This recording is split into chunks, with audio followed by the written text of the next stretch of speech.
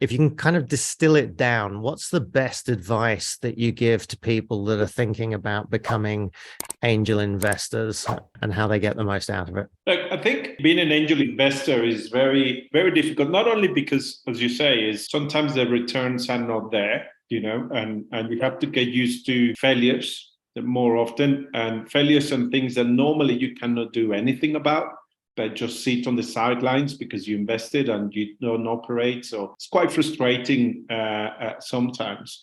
And I think the biggest challenge for anybody that wants to become an angel investor is to actually, who do you want to become an angel investor with? And they normally say, well, join an angel club. It's in your city somewhere, or maybe online. There's a lot of these platforms online now, like Angel Hub or whatever. But that really is just to put some of your money. It's like buying shares online. If that's not the reason why you want to become an angel investor. Really, you should have some great experience, some knowledge that you think, what I have learned in life about business, this can actually help somebody else. You really need to know why you want to help somebody, because otherwise, just go and invest on the stock, and that will be the end of that. Something very important is you have to be somebody who likes to be surrounded by people and involve yourself in a community. If you're an isolated angel investor, two things will happen to you. You will take higher risks, and you won't be able to diversify your risks as what you would like. So look for an angel club that actually you would like to be involved, even 2 or 3, because eventually you will end up matching with one, because it's all about personalities. Remember, an angel club is full of angel investors who think they know everything. So sometimes the ego can actually be quite challenging. Going to an angel network or an angel club where the majority of the angels actually go into the deals.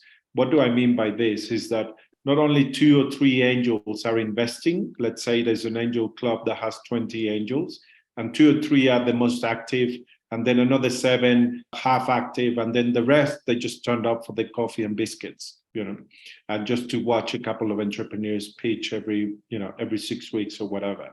And that really doesn't generate a lot of value for you, because it's also what you can take away. So the advice would be to look for some of these angel networks that have more of a syndicating structure, where everybody goes in together and you can actually fit in within that community straight away. Be prepared to put your money in, but don't put too much in.